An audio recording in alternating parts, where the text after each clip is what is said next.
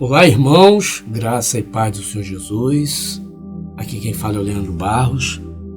E se você está aqui ouvindo esse audiobook, significa que você está precisando de orientações por estar passando por problemas no seu relacionamento, seja ele namoro, casamento ou noivado. Esse audiobook vai lhe ajudar muito e ele é prático. Você pode ouvi-lo em qualquer lugar. Basta você ter um fone de ouvido ou talvez ouvir no rádio do teu carro ou até mesmo em algum aparelho de som na tua casa. Esse livro que eu estarei narrando, eu escrevi em 2020. Quando estava passando pela destruição do meu casamento.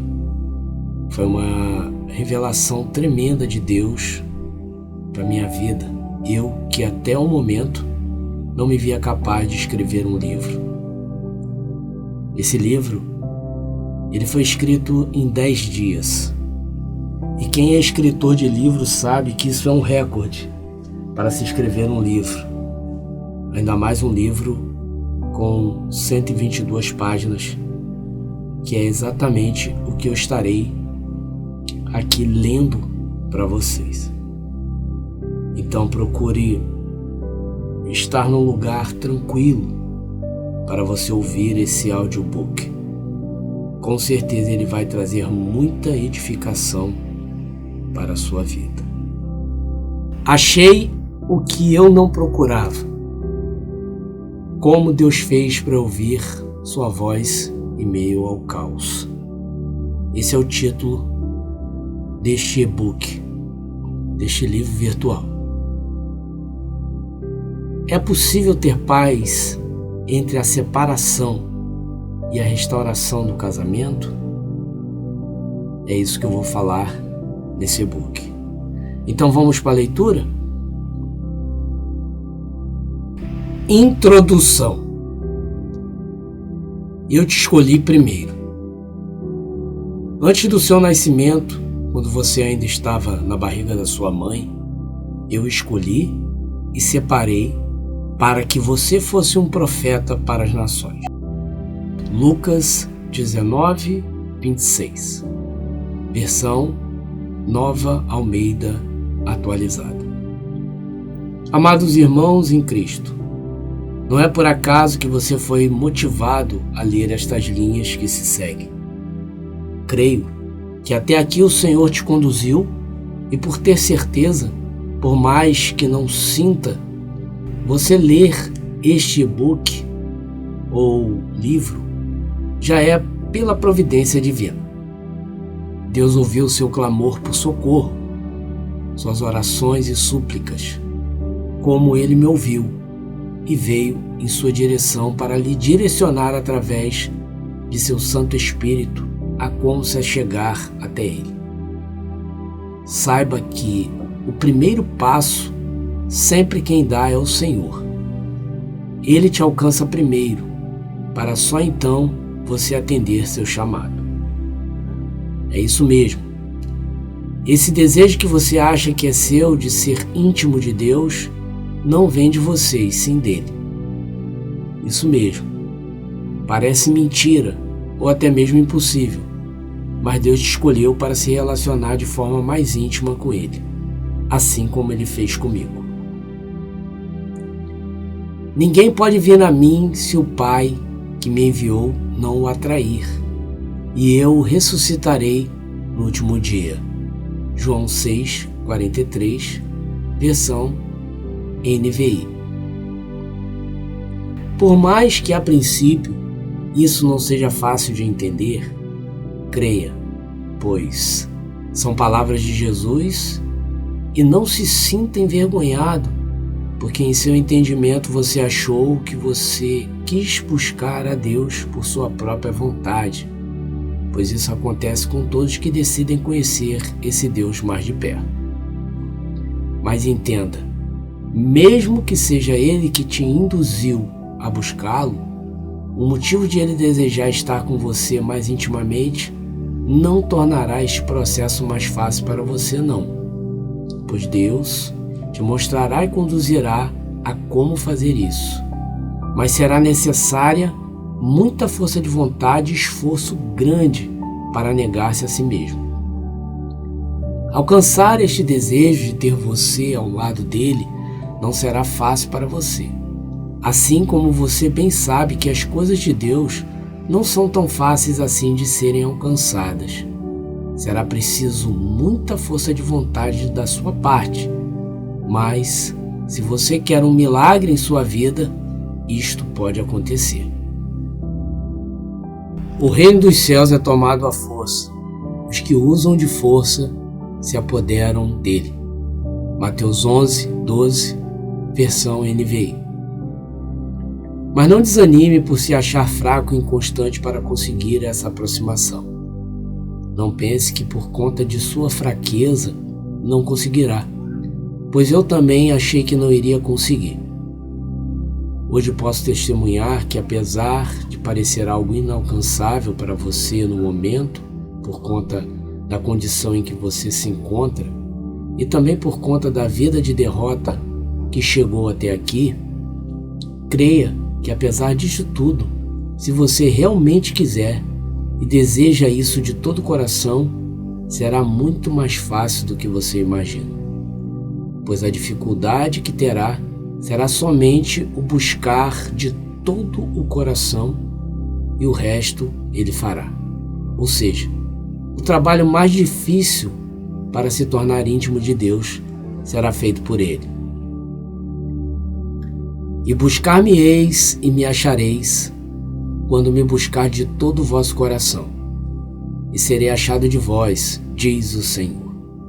Jeremias 29, 13, 14a. Versão Almeida Revista Corrigida.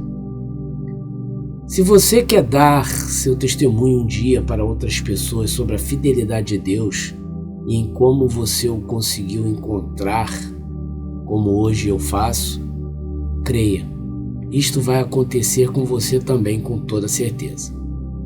Deus tem visto sua aflição e o que Ele mais quer é transportá-lo para o seu reino e lhe mostrar coisas grandes e firmes que você não conhece, mas que estão ao seu redor. O mundo espiritual é muito mais real do que o mundo físico, e ele se move a todo tempo, e por mais que você não o veja, ele existe.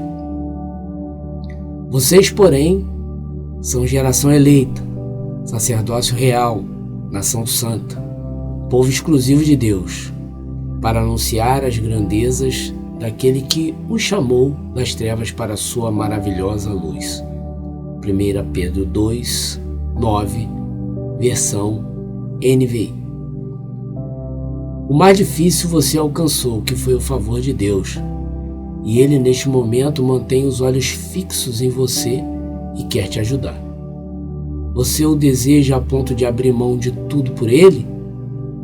Pense antes de responder, pois se for sim, saiba que está entrando num caminho sem volta, pois se tentar refazê-lo, morrerá espiritualmente, instantaneamente. Capítulo 1. Onde foi que eu errei? Quem ama o pai ou a mãe mais do que a mim não é digno de mim. E quem ama o filho ou a filha mais do que a mim não é digno de mim. E quem não toma sua cruz e não segue após mim não é digno de mim. Mateus 10, 37, 38, versão Nova Almeida Atualizada. A paz, meus irmãos, aqui é o Leandro Barros. Como vão todos vocês? Você adquiriu esse exemplar que conta o meu testemunho de como eu consegui alcançar intimidade com o Espírito Santo em meio ao caos causado pela destruição do meu casamento? É sinal que você também deseja o mesmo que eu desejei há algum tempo atrás. A partir deste capítulo, começa a minha trajetória desde a decadência e distanciamento de Deus até o lugar de intimidade com o Pai, que por sua misericórdia e propósito alcancei e me encontro hoje. Deus não tem filhos prediletos.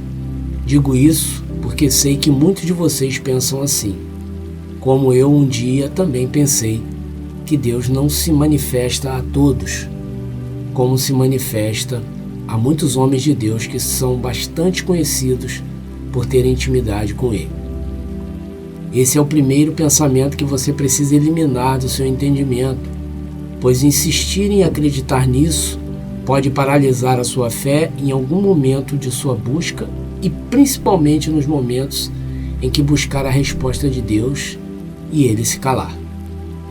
E pode ter certeza, isso vai acontecer muitas e repetidas vezes neste processo. Não, definitivamente Deus não tem filhos prediletos. Como Ele não tem cor, nem raça, nem intelectualidade, muito menos status, nem se hoje você leva uma vida de pecado e por isso acha impossível Deus te escolher. Não, meus irmãos. A palavra mostra que Ele pode capacitar quem Ele quer. Basta você estar disposto a servi-lo e Ele prontamente virá te chamar e após chamar Ele vai te purificar e após te purificar irá te encher de seu espírito, para que este te torne apto e capaz de fazer exatamente o que é ou será necessário para executar seu propósito na vida de pessoas. Então, antes de eu começar a contar como eu alcancei sensibilidade em ouvir a voz de Deus, através de seu Espírito Santo, quero que se desfaça deste pensamento de que talvez Deus não faça com você o que fez comigo. Se desfaça desta baixa estima espiritual agora. Bem, não tem como eu pular logo para a parte onde eu comecei a me relacionar mais intimamente com o Espírito Santo. Infelizmente, apesar de eu ter certeza de que esta é a parte que mais te interessa e que te levou a dedicar seu tempo a ler este e-book, o livro. Eu também gostaria de ir direto ao ponto, mas não posso fazer isso, pois pular alguma etapa deste relato pode não deixar claro que não se alcança intimidade com Deus assim do dia para a noite, e pode passar um falso ensino de que é só pedir intimidade que Deus dá, como se fosse um passe de mágica. Por ter plena convicção que não funciona desse jeito, que não se adquire sensibilidade à voz de Deus assim, de uma hora para outra, claro que com raras exceções isso pode acontecer, pois Ele é Deus, e se quiser estalar os dedos e te tornar íntimo dele agora, Ele é poderoso para fazer isso e muito mais sem dificuldade nenhuma.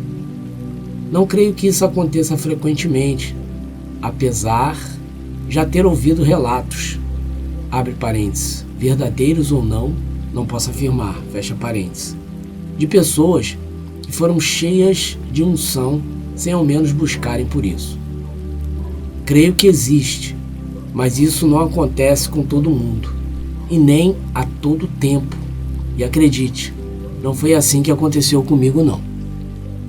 Tive de ser bem amassado e convencido da pior forma possível de que eu fora escolhido por Deus para me relacionar com Ele. Não digo que nunca tinha pensado nesta possibilidade e a desejado, porque pensei sim e desejei sim, muitas vezes durante a minha caminhada, desde o levantar das mãos ao me entregar a Jesus até o dia de hoje. E isso já tem uns bons anos vividos na presença de Deus. Apesar de desejar muito desde a minha conversão esta proximidade que alcancei hoje e de a buscar em muitos momentos, não conseguia de jeito nenhum. Sempre fui um cristão com dúvidas ao tomar uma decisão, ou dar um passo mais além, ou em fazer mudanças, pois sempre tive o temor em fazer as coisas de uma forma que agradasse a Deus, apesar de muitas vezes fazer tudo ao contrário desta vontade. Em alguns momentos eu achei que Deus não teria uma obra para mim e que eu deveria me contentar em somente em ser ouvinte e obediente à sua palavra. E confesso que, apesar de querer mais, isso para mim já estava de bom tamanho. Mas, irmãos, creiam, por mais que hoje você se veja assim como eu, um crente temente a Deus, apesar de ter vários deslizes e inconstâncias em minha caminhada, que acho que é normal, Deus sempre vai querer te levar mais além de onde você acha que já está bom. Vou repetir. Deus sempre vai querer te levar mais além de onde você acha que já está bom. Pegou isso, crente? Guarde bem este versículo de Leandros 1:1. Brincadeiras à parte, meus irmãos, é justamente isso que acabei de afirmar e que sempre acontecerá em sua vida enquanto estiver respirando. Não importa a condição que se encontre, seja na presença de Deus ou totalmente fora dela, Deus sempre estará disposto a investir um pouco mais em você. Irmão Leandro, como pode ser isso? O que eu preciso fazer para isso acontecer em minha vida? Já ouviu a história de um rapazinho que tinha 5 pães e 2 peixinhos? Então, isso que acabei de falar sobre o investimento de Deus em sua vida tem tudo a ver com esse garotinho. Vamos ler sobre ele para você entender que você não precisa ter muita coisa para Deus fazer um grande milagre em sua vida, como fez na de mais de 5.000 homens através dele? Veja, Filipe respondeu: 200 denários não comprariam pão suficiente para que cada um recebesse um pedaço. Outro discípulo, André, irmão de Simão Pedro, tomou a palavra. Aqui está um rapaz com 5 pães de cevada e 2 peixinhos. Mas o que é isto para tanta gente? Disse Jesus: mandem o povo assentar-se. Havia muita grama naquele lugar e todos se assentaram. Era cerca de 5.000 homens. Então Jesus tomou os pães, deu graças e os repartiu entre os que estavam assentados, tanto quanto queriam, e fez o mesmo com os peixes. Depois que todos receberam o suficiente para comer, disse aos seus discípulos: ajuntem os pedaços que sobraram, que nada seja desperdiçado. Então, eles os ajuntaram e encheram 12 cestos com os pedaços dos 5 pães de cevada deixados por aqueles que tinham comido. João 6, versículo 7 ao 13, versão NVI. Jesus precisou de muito, como propôs Filipe, para fazer o milagre? Ou ele pegou o pouquinho que o rapaz tinha em mãos e transformou em muito? Essa palavra foi crucial para eu entender que Deus só precisa que eu deseje ardentemente intimidade com Ele.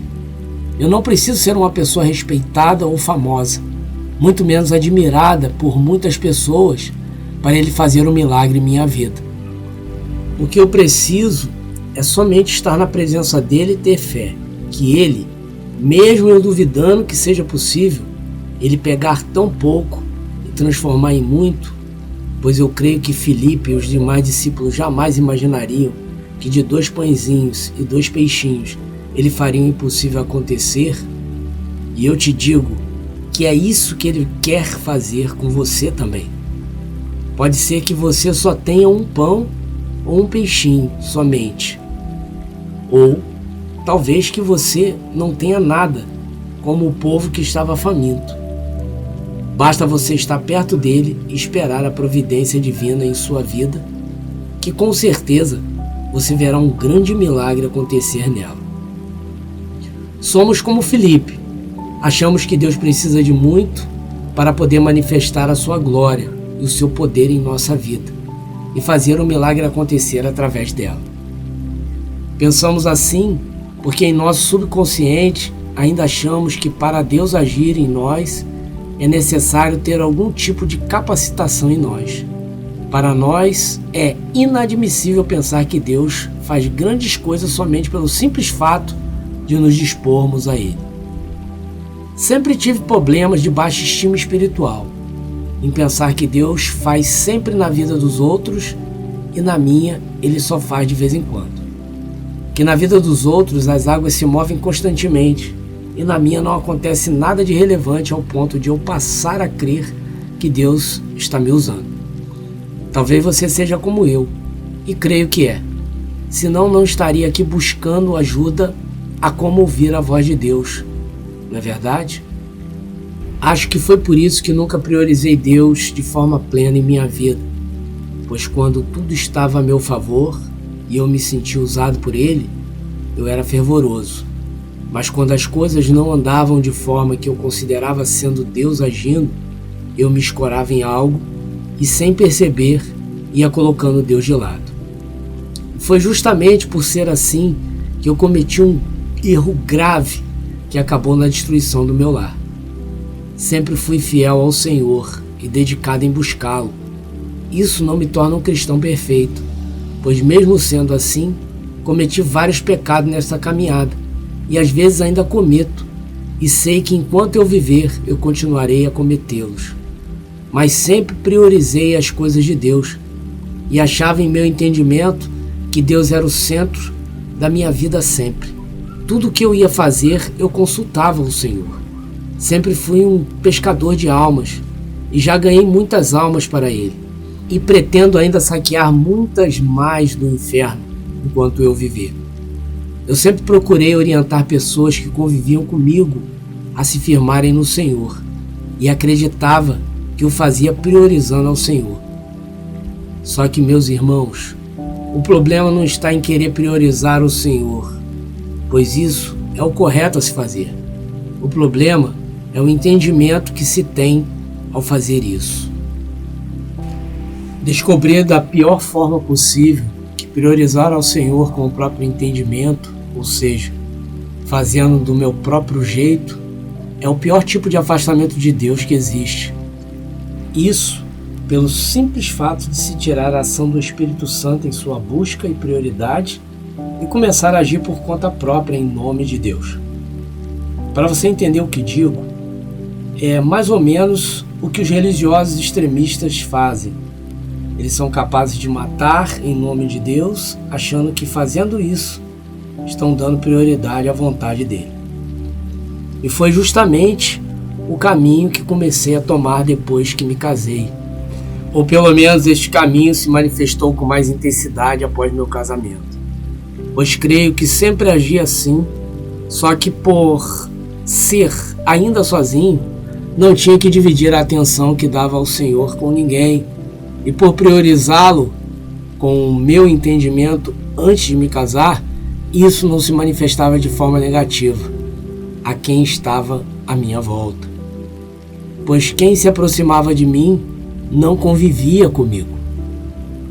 Mas a partir do momento em que me casei e passei a conviver com minha esposa, essa prioridade que eu achava que dava a Deus, e na verdade eu dava mesmo, só que através do princípio do meu próprio entendimento, ou seja, eu o priorizava, só que da minha própria maneira e não da maneira correta, que é da maneira do Espírito Santo. Isso começou a se manifestar em atitudes que me favoreciam em primeiro lugar. Isso mesmo, inconscientemente e achando que estava priorizando Deus, eu estava me colocando à frente dele. E o pior, colocando minha esposa e também coisas à frente dele. E isso foi a cada dia se tornando mais comum. Automaticamente, o mundo espiritual que não perdoa, se você está errando consciente ou inconscientemente, se você peca querendo ajudar alguém ou querendo prejudicar, ele veio sobre mim como um rolo compressor e foi destruindo tudo que sonhei e conquistei diante de Deus. E uma das coisas mais importantes que foi destruído neste mover do mundo espiritual foi meu casamento, que eu tanto sonhei e esperei para acontecer. Tudo começou a ruir. Minha esposa, que sempre foi mulher de Deus, admirada por todos por conta da sua trajetória, devoção e fidelidade com Deus, começou a se esfriar e a se distanciar dos caminhos do Senhor, não demorando muito a perder o interesse pelas coisas de Deus, como oração, leitura da palavra, frequentar cultos e etc. Logo se distanciou da igreja, do corpo de Cristo, e foi se anulando serva de Deus pouco a pouco, e já não era como antes de nos casarmos. O próximo passo seria se distanciar de mim, pois o diabo é assim, ele tem uma ordem de destruição de crente. Primeiro, ele destrói a comunhão com Deus. Esse é o início de tudo, pois se perde a comunhão com o Espírito Santo, o resto será perdido com certeza. Depois ela perdeu a comunhão com a igreja, e o último estágio é a destruição do casamento, que é a instituição 100% espiritual. Ou seja, se afastou de Deus, o casamento deixa de ser prioridade também. Com isso, eu, percebendo a frieza de minha esposa no Senhor, passei a me responsabilizar pela decadência espiritual dela, não por culpa, mas por amá-la mesmo.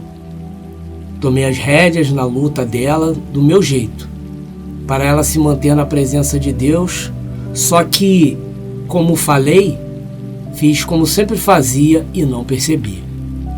Comecei a tentar ajudá-la a priorizar Deus do meu jeito, como eu fazia, só que, por eu não fazer isso do jeito do Espírito Santo puramente, eu acabei afundando mais ainda ela.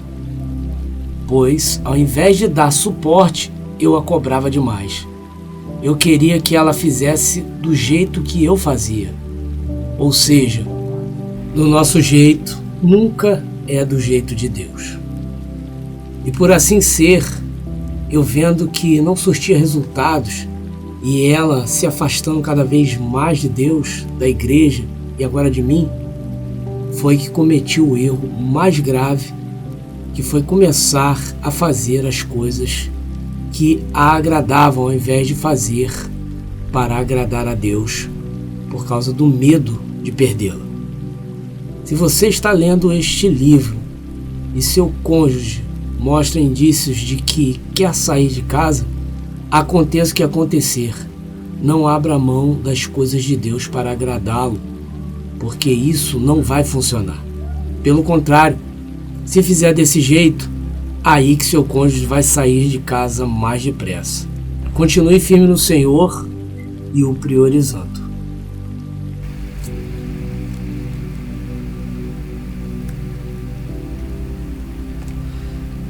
Creio que este erro que cometi é o erro que também levou o seu casamento e de tantos outros irmãos que acompanham o canal Tô Lutando por Você. Meu pastor sempre fala uma frase que é muito espiritual. Ele diz: quem mandou você tirar os olhos de Jesus? Pastor Paulo. E é a mais pura verdade. Tirar os olhos de Jesus é a raiz de todos os males, sem exceção. E quando menos esperei, meu casamento acabou.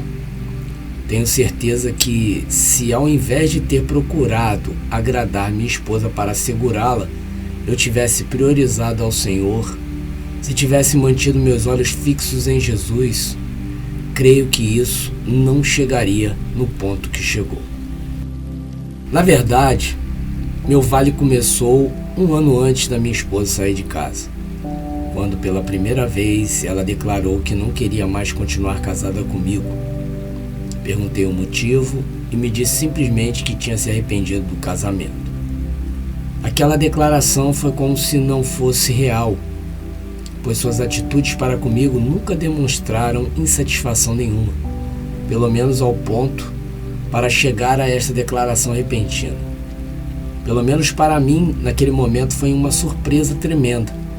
Estávamos diante do casal de nossos pastores, que ficaram tão surpresos como eu fiquei, pois me lembro de ela falar diante deles que eu era um bom marido e que não era nada comigo, e sim com ela, que não se achava preparada para estar casada. Hoje, com bem mais conhecimento do que aconteceu naquele dia, sei bem que já era a opressão de Satanás que por meio de brechas de minha parte e da parte de minha esposa, e também por conta de seu afastamento da presença de Deus, Satanás, se aproveitando da situação, já estava iniciando seu comando do mal para mais tarde dar o golpe de misericórdia e nos separar de vez. Após o aconselhamento de nosso pastor, que disse a ela que se ela resolvesse levar em frente a separação, aquela mulher que estava ali, naquele momento, deixaria de existir, pois sua vida nunca mais seria a mesma se levasse para frente sua intenção de se separar. Depois de muita conversa, ela se deu por conformada e não convencida de que o passo que estava com intenção de dar não vinha da parte de Deus. Saímos da igreja de mãos dadas e ela aparentemente normal, voltamos à nossa casa. Irmãos, dali por diante a minha vida nunca mais seria a mesma como casado. Notei que ela ainda tentou de tudo para manter sua aliança comigo, mas o problema era espiritual e, por ser assim, ela só poderia vencer se voltando totalmente para Jesus, coisa que não aconteceu. Eu via nitidamente ela sendo oprimida pouco a pouco, sua personalidade antes dócil e gentil se transformando lentamente em uma pessoa omissa e intolerante. Creio que muitos dos irmãos que estão lendo este relato, daqui por diante, enquanto vou descrevendo a mudança de minha esposa e a minha também, se identificarão conosco e entenderão onde também deixaram de olhar para Jesus. Bem, como disse, o que relatei até aqui acerca do início da minha separação se passou 1 ano antes de nos separarmos mesmo de corpo. Incrível como nós cristãos, digo nós porque a maioria que converso e que hoje estão sem seus cônjuges também, pensavam como eu.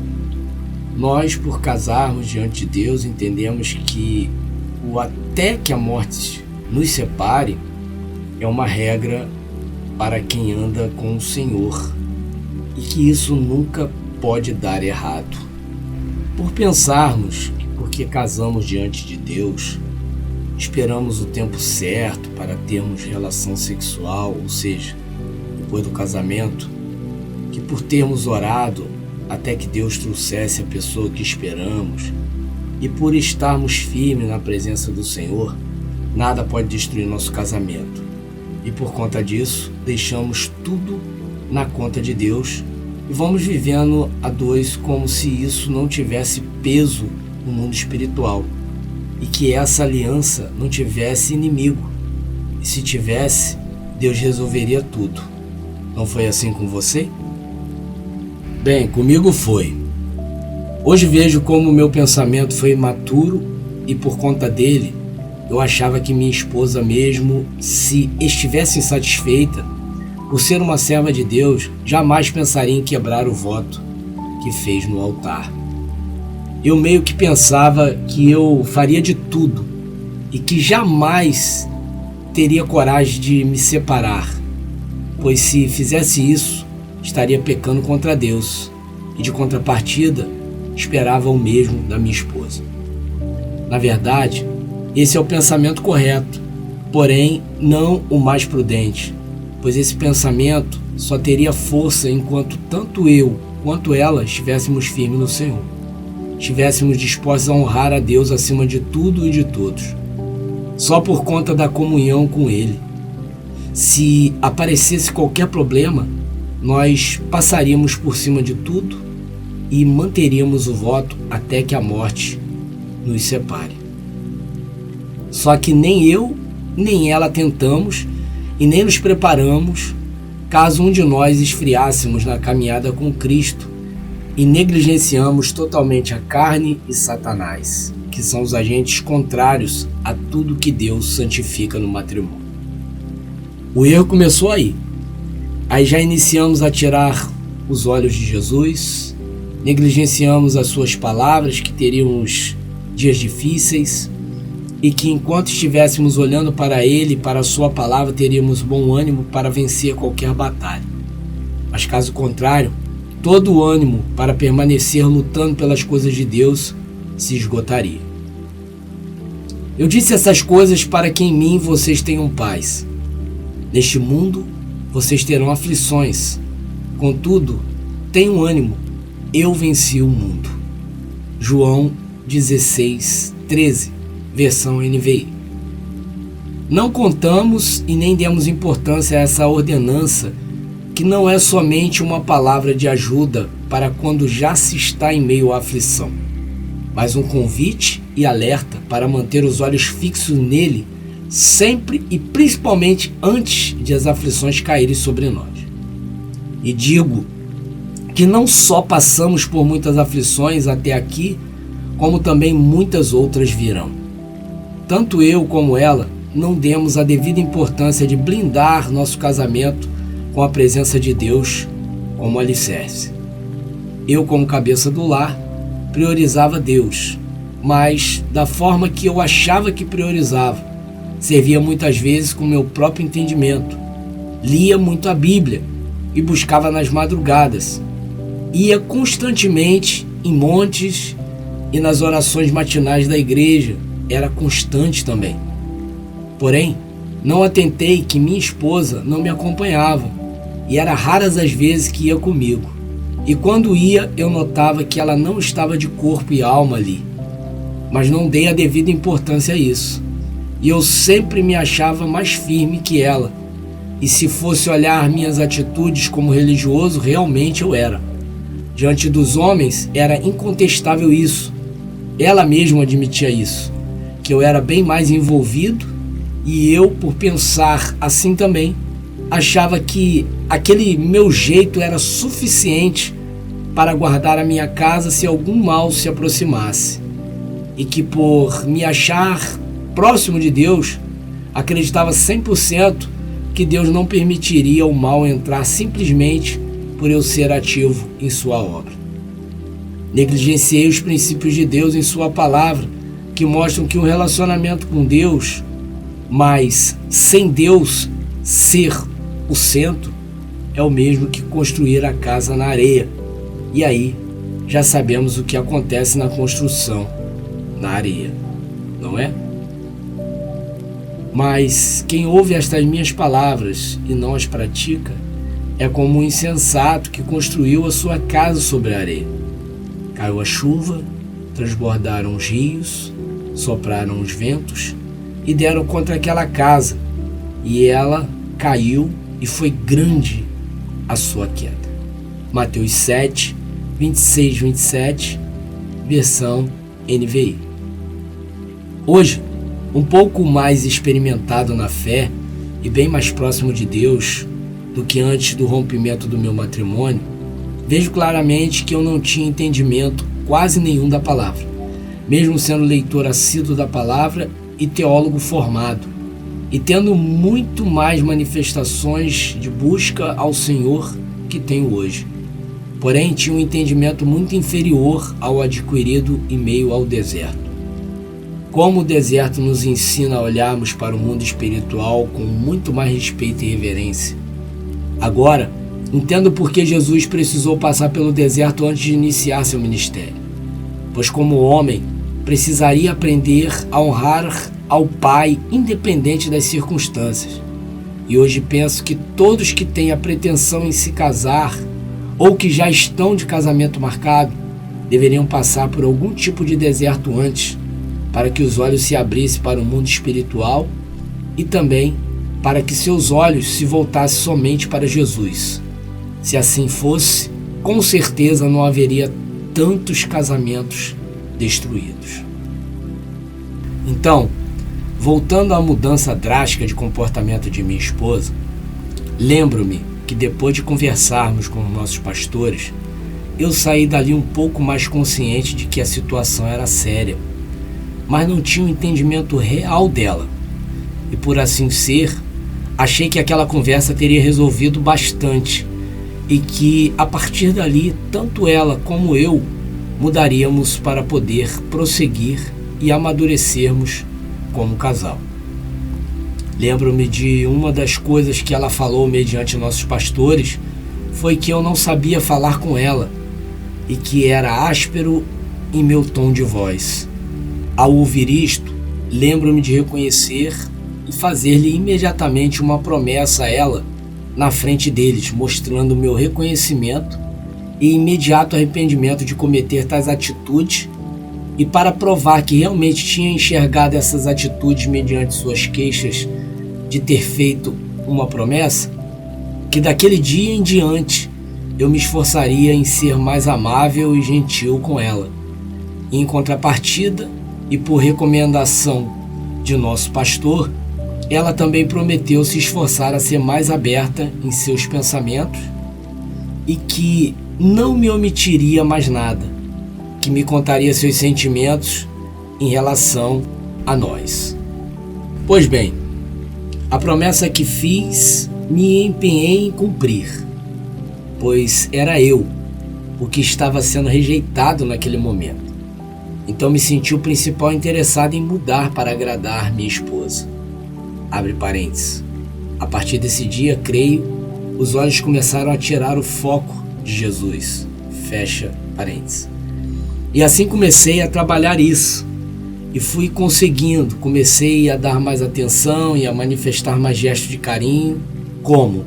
Escrever bilhetinhos, chegar da rua e trazer uma flor colhida no caminho de volta para casa. Ajudá-la mais em seus estudos, esperá-la chegar do trabalho no ponto de ônibus e às vezes buscá-la lá quando possível. Fazia questão de dar um beijo de despedida ao ela ir trabalhar e um beijo de chegada. Mandar mensagens para ela perguntando como estava no trabalho, coisas que raramente fazia. Não por orgulho, mas por não atentar que isso era importante. E outras pequenas manifestações de carinho para com ela que antes eu não fazia e que pouco a pouco eu estava até gostando deste novo comportamento.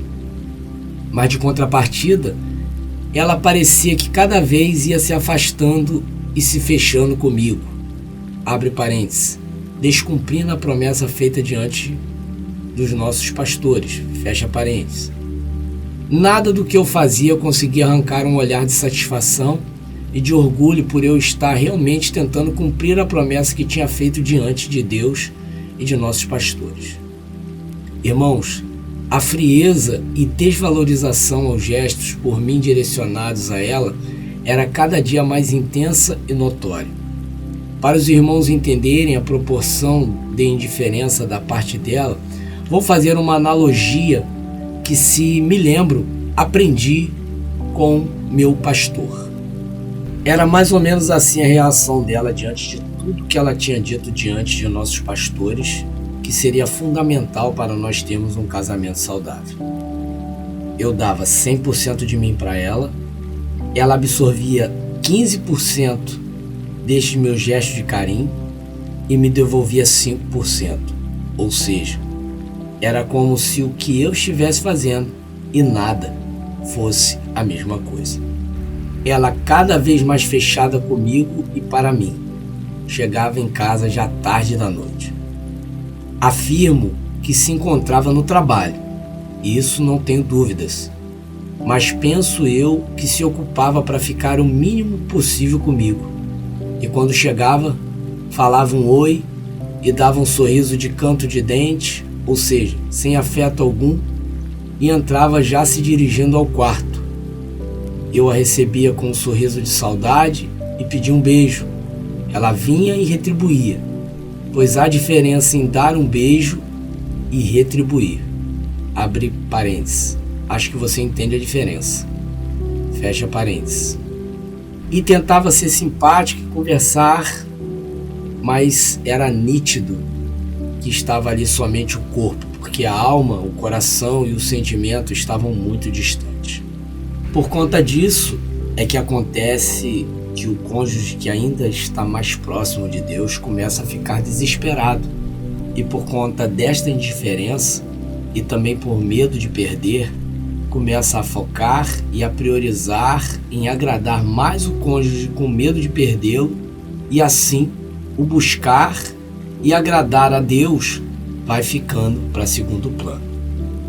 As orações já não são as mesmas e os cultos na igreja também não. Parece que o estar com os irmãos da igreja perde o valor para nós e o desejo de permanecer próximo a eles é somente enquanto o culto ainda acontece, pois ao terminar se corre para casa para erroneamente tentar agradar e pedir esmolas de carinho do cônjuge que só falta levar o corpo, porque como disse, a alma, o coração e o sentimento já foram há muito tempo. Nisso, nem aos domingos que antes ia aos cultos não queria ir mais. Sempre pela manhã, no horário da escola dominical, algo acontecia, abre parênteses, simulação por conta do desinteresse pelas coisas de Deus e por mim, fecha parênteses. Um mal-estar súbito sempre aparecia, ou uma dor de cabeça, ou dor de barriga. Impressionante o rumo que as coisas vão tomando e quando chega neste nível o rompimento é inevitável. Só em nossa cabeça acredita que priorizando a pessoa que assim se encontra, ela vai reconhecer seu esforço e vai voltar a ser tudo como antes. Mas sinto muito dizer, mas não vai mesmo. Pelo contrário, vai piorar. Porque se passamos a priorizar o cônjuge para o segurar, deixamos de priorizar o mais importante, que é Deus. E é por causa deste erro que todos que passam por indiferença no casamento cometem, que o tiro sai pela culatra.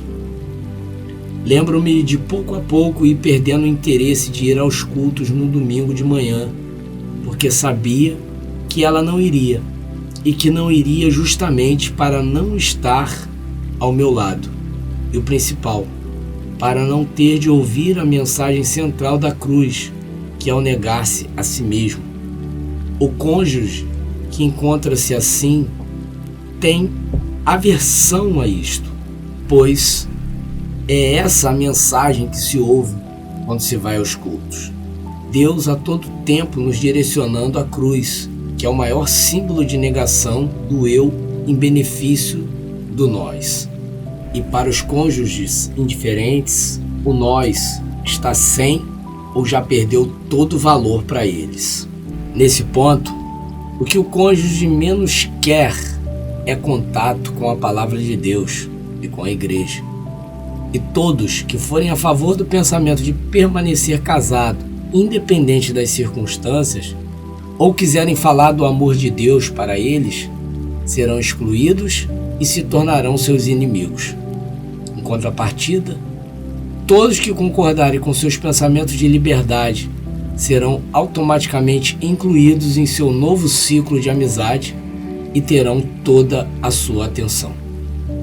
Isso acontece por conta do estado de opressão que já o domina tanto que o ambiente espiritual da igreja o faz mal. Perde-se o interesse totalmente.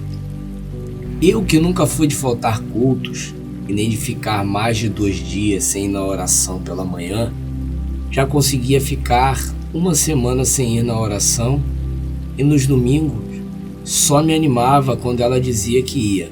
Ou seja, nesta etapa eu já estava caminhando mesmo que ainda receoso para o caminho de afastamento das coisas de Deus e entrando na região do risco máximo de abandonar Jesus de vez, pois esfriando já estava. E só não me esfriei por completo por conta do temor de Deus que sempre tive e também por ser sempre exigente com minha devoção e caminhada de fé. Por conta disso, creio ainda que mesmo já distante mantive o hábito de continuar lendo a palavra em casa, não como antes, mas ainda continuava e às vezes orava nas madrugadas, com menor intensidade, mas ainda orava. Só que o intuito da minha busca mudou. Não orava mais para buscar Deus, o foco era outro. Minhas orações passaram a ser para pedir a Deus que ajudasse minha esposa a se levantar e o nosso casamento se acertar. Ou seja, a minha vida estava passando a girar em torno do meu casamento e de minha esposa. Eu estava fora e achando que estava bem. Mas Deus foi ficando cada vez mais para segundo plano. Pedro saiu do barco e começou a andar em cima da água, em direção a Jesus. Porém, quando sentiu a força do vento, ficou com medo e começou a afundar. Mateus 14, 29a a 30. Versão Nova Tradução da Linguagem de hoje. Neste momento, já tinha tirado meus olhos totalmente de Jesus. Estava agindo como um frequentador de culto e leitor de Bíblia, mas sem depositar minha confiança e esperança no único que poderia reverter toda aquela situação. E a consequência de ter tirado os olhos de Jesus e ter olhado para o vento e as ondas, assim como Pedro fez, foi um só. Meu casamento naufragou. Minha esposa, sem ter motivos para romper comigo, pois eu tinha mudado realmente, como tinha prometido a ela diante de Deus e de meus pastores há um ano atrás, e tinha me transformado num marido bem mais compreensivo. Claro que ainda tinha muito a mudar. Ela, infelizmente, achou uma saída própria, que foi o motivo que ocasionou a nossa separação. E assim, nos separamos. Então, eu que já estava no vale, mas não sabia que lugar era aquele que me encontrava, passei a ter ciência e experimentar a dura realidade de se estar aqui. Mas tudo é aprendizado, e hoje voltei meus olhos para o Senhor e as coisas estão sendo restauradas pouco a pouco, e creio que meu casamento, a mulher que Deus separou para mim, voltará. O mais importante é que em meio a toda esta destruição, eu aprendi a realmente priorizar ao Senhor, coisa que antes achava que fazia, e sigo hoje o priorizando de forma correta, que é através do seu Espírito Santo. E, sendo assim, não importa o que acontecerá, pois se Deus voltar ao centro da minha e da sua vida, sentiremos que não falta e nem faltará nada, e o que vir será algo que Deus, por algum motivo, decidiu acrescentar em nossa história por algum propósito. Depois disso tudo, entendi que o meu erro foi estar colocando minha esposa no lugar de Deus, eu em segundo lugar e Deus em terceiro, até o momento da separação, que creio, se não acontece, Deus em breve não teria mais lugar nenhum em minha vida, assim como deixou de ter para minha esposa. Creio que Deus não permitiu o diabo levar os dois, porque enquanto ainda eu estiver de pé, o casamento se mantém. Foi quando Deus me revelou em Mateus 10, 37 a 38, do início deste capítulo, que eu o tinha tirado do centro. Engraçado como vamos nos distanciando de Deus sem perceber. A carne é um inimigo muito cruel e infinitamente pior que o diabo, pois é através dela que ele executa seus planos mais perversos. Tudo no intuito de roubar, matar e destruir. Todos que, através de sua natureza carnal, dão legalidade e abrem brechas para que ele, uma vez que entrar, dificilmente será contido em executar o mal na vida de quem não o resistiu, de quem abriu as portas para ele entrar. O ladrão não vem senão para roubar, matar e destruir.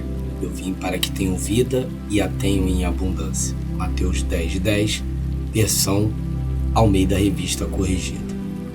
Somente em meio ao cativeiro da opressão e sofrimento, que ao me questionar, e o pior, ao questionar a Deus, pois infelizmente por causa da nossa cegueira espiritual, Ele é o que realmente leva toda a culpa de nossos fracassos e decepções.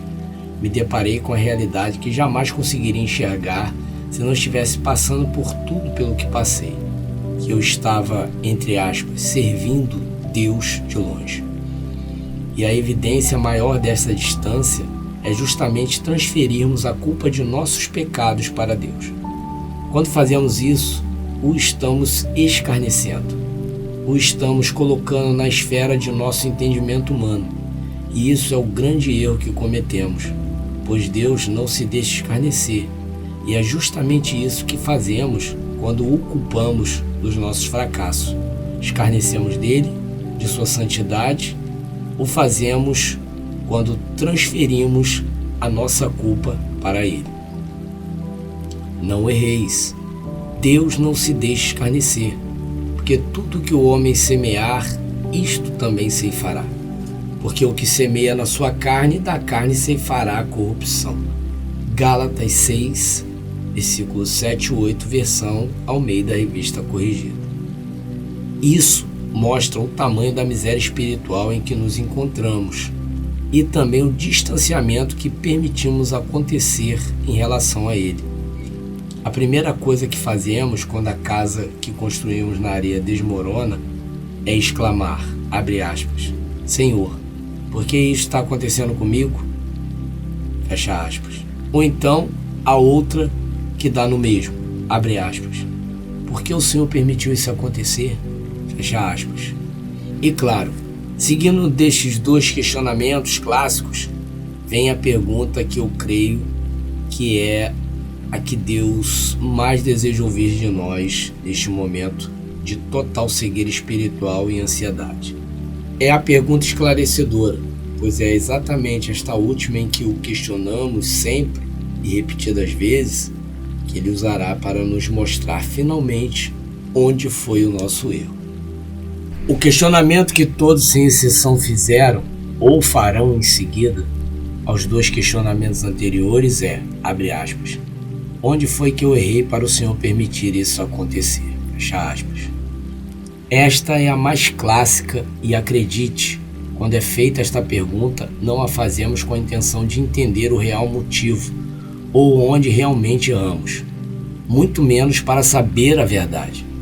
Pois quando questionamos desta forma, não paramos para pensar que no ocorrido tivemos alguma culpa ou toda a culpa e nem podemos enxergar alguma culpa por conta da cegueira e da dor.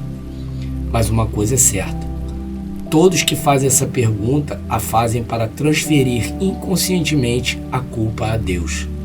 É um jeito que encontramos de mostrar de alguma forma de culpá-lo, pois ele é o mais próximo de nós neste momento. Achamos que ele foi injusto e não levou em conta a nossa, entre aspas, devoção imaginária a ele. Que ele se distraiu de sua promessa de o proteger e guardar o que é nosso, e quando ele se deu conta, já era. Porém, quando finalmente a proferimos, claro que não pela primeira vez, mas com certeza após a proferirmos diversas vezes, creio eu que Deus resolve desmascarar nossa, entre aspas, inocência e nos responde para mostrar que o principal erro não foi o cônjuge opresso que foi embora e que, ao nosso ver, foi um instrumento de toda a destruição, e nem que o erro veio da parte dele, que sempre nos protegeu e alertou. Deus não falhou em sua missão de proteger e guardar o que é seu. Não, meu irmão e minha irmã. O erro teve início quando tanto nós quanto nossos cônjuges deixamos de priorizar Deus. Como meu pastor diz, deixamos de olhar para Jesus. E é aí que está a razão de todo o nosso pecado e miséria comportamental. O erro que eu cometi, e com certeza a maioria de nós cometemos, foi ter colocado Deus para segundo plano, colocá-lo de lado, e não importa se foi para segundo, terceiro, quarto ou qualquer outro lugar. Não importa se foi para o segundo ou último lugar em sua vida. O que realmente pesou foi tê-lo tirado do lugar onde ele nunca poderia ter deixado de ocupar na minha e na sua vida, que é o lugar que realmente lhe é devido.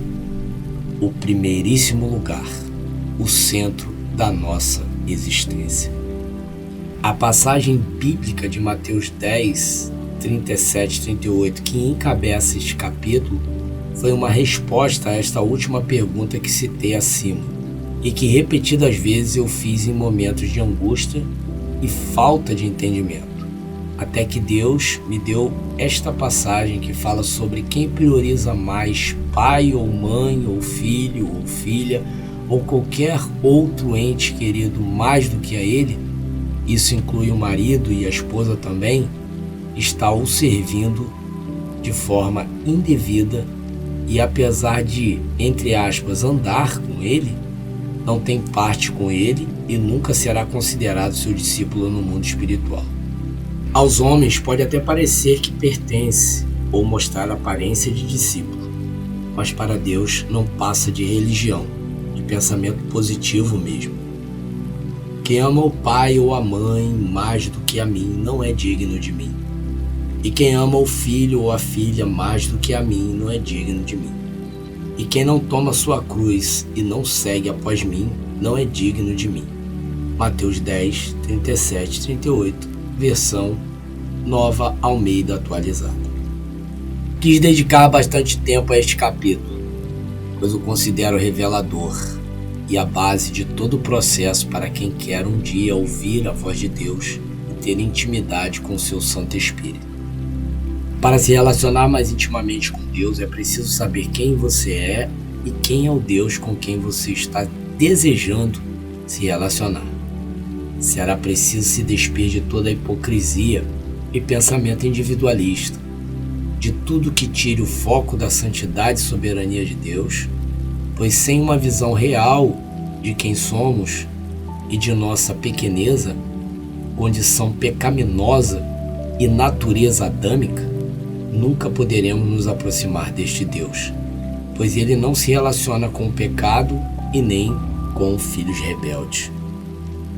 Espero, ao terminar este capítulo, você possa ter agora total ciência, ou pelo menos pare para pensar que o erro que cometeu foi priorizar mais coisas e pessoas, sonhos e projetos, intuitos e motivações, do que priorizar aquele a quem não somente o primeiro lugar tem de ocupar em sua vida, mas também que toda a sua existência deve ser mérito único e exclusivamente dele. Este e-book vai te ensinar a devolver o lugar a realmente quem é devido. Não desanime, continue sua leitura, pois terá muita revelação de Deus para lhe ensinar a tirar o foco de seu cônjuge e colocar única e exclusivamente em Deus. Eu te dou a minha palavra que, abre aspas, se creres, verás a glória de Deus. Fecha aspas. Ao Deus que é digno de toda honra e toda glória, louvor e majestade. Amém.